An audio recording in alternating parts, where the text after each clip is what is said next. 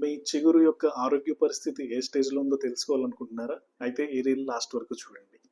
Good morning, myself doctor Santosh Kumar, BDS MDS periodontist and your gum care specialist from Smile Excel dental clinic, Dwaraka Nagar. So జనరల్గా మన చిగురు హెల్త్ని 4 stages కింద categorise చేసుకోవచ్చండి.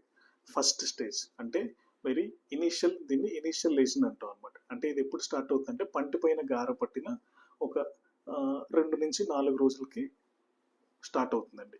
ఇందులో పెద్దగా ప్రాబ్లమ్స్ అంటే ఏముండదు, పెయిన్ ఏమీ రాదు, ప్లస్ చూడడానికి కూడా క్లినికల్గా కూడా ఎటువంటి సిమ్టమ్స్ కానీ ఏమీ ఉండవండి.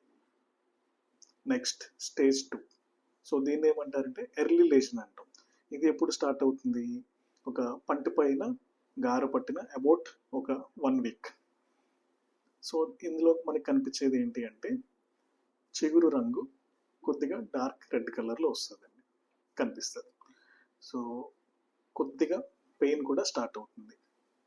బ్రష్ చేసినప్పుడు, ఫ్లాసింగ్ చేసినప్పుడు బ్లీడింగ్ అంటే రక్తం రావడానికి అవకాశం ఉంటుంది.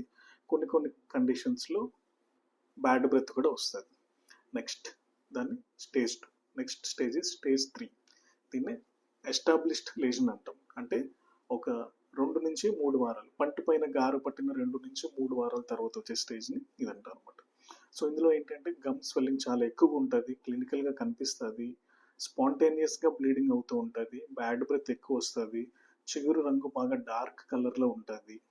Okay, so but good news ఏంటి అంటే ఈ స్టేజ్లో కూడా మనం గమ్ డిసీజ్ని రివర్స్ చేసుకోవచ్చు. బట్ ఇప్పుడు కూడా మనం నెగ్లెక్ట్ చేసామనుకోండి, అది స్టేజ్ 4 కింద వెళ్తుంది అనమాట. దీన్ని అడ్వాన్స్డ్ లేషన్ అంటాం. దాన్ని పెరిడాంటైటిస్ అంటే ఇన్ఫెక్షన్ చిగురు నుంచి ఎముక వరకు వెళ్తుంది. సో ఇందులో మనకి కనిపించే సిమ్టమ్స్ ఏంటి అంటే పన్నుకి మధ్య ఖాళీలు రావడం, చిగురు బాగా అరిగిపోవడం, పళ్ళు కొద్దిగా లూజ్ అవ్వడం, కొన్నిసార్లు పళ్ళు వాటంతట అదే ఊడిపోవడం. సో ఇలా 4 కేటగిరీస్ కింద మనం చేసుకోవచ్చండి. మరి దీనికి ఏంటి సొల్యూషన్, ఏంటి ట్రీట్మెంట్, ఏం చేసుకోవాలి, ఏ స్టేజ్లో ఉన్నప్పుడు ఎలాంటి జాగ్రత్తలు తీసుకోవాలి? స్టేజ్ 1. సో పంట పైన ఎప్పుడైతే గార పట్టడం స్టార్ట్ అవుతుందో మనం వెంటనే డెంటిస్ట్ దగ్గరికి విజిట్ చేసుకొని బేసిక్ ప్రొసీజర్స్ ఉంటాయి. అంటే టీత్ క్లీనింగ్ అంటారు. టీత్ క్లీనింగ్ అండ్ పాలిషింగ్ చేసుకుంటే సరిపోతుంది. దాంతోపాటు మనం ఓరల్ హైజీన్ బ్రషింగ్ అది బాగా చెక్ చేసుకోవడం, 2 టైమ్స్ బ్రష్ చేసుకోవడం, ఇలాంటివన్నీ చేసుకోవాలి. Next stage 2. స్టేజ్ 2లో కూడా స్కేలింగ్ అండ్ పాలిషింగే ఉంటుందండి. కాకపోతే కొన్నిసార్లు డీప్ స్కేలింగ్ అవసరం పడుతుంది. అవసరమైతే ఎనస్థీషియా ఇచ్చి చేస్తారనమాట. స్టేజ్ 3లో స్కేలింగ్ అండ్ రూట్ ప్లేనింగ్ అంటాం అనమాట. అంటే రూట్ సర్ఫేస్ని కూడా క్లీన్ చేస్తాం. ఈ స్టేజ్ 3లోనే అవసరమైతే లేజర్ ట్రీట్మెంట్ కూడా చేసుకోవచ్చు అండి. ఇది one of the best wonderful treatments. So దీనివల్ల ఏమవుతుంది, ఇన్ఫెక్షన్ అనేది చిగురు నుంచి ఎముక వరకు వెళ్లకుండా ఉంటుంది. సో దాన్ని లేజర్ క్యూరిటాజ్ అంటాం అన్నమాట. అంటే ఈ ట్రీట్మెంట్స్ చేసుకోవడం వల్ల ఇన్ఫెక్షన్ ఎముక వరకు వెళ్లకుండా మనం కాపాడుకోవచ్చు. Next stage 4. ఇందులో ఏంటి అంటే మరి ఇంకా ఖచ్చితంగా బోన్ కూడా ట్రీట్మెంట్ చేసుకోవాల్సి వస్తుందండి. దీన్ని ఫ్లాప్ సర్జరీ అంటారు అనమాట. అంటే చిగురు ఓపెన్ చేసి లోపల ఉన్న ఇన్ఫెక్షన్ అంతా క్లీన్ చేసి మళ్ళీ చిగురుని యాస్టీస్ పొజిషన్స్లో పెట్టేదాన్ని ఫ్లాప్ సర్జరీ అంటారు.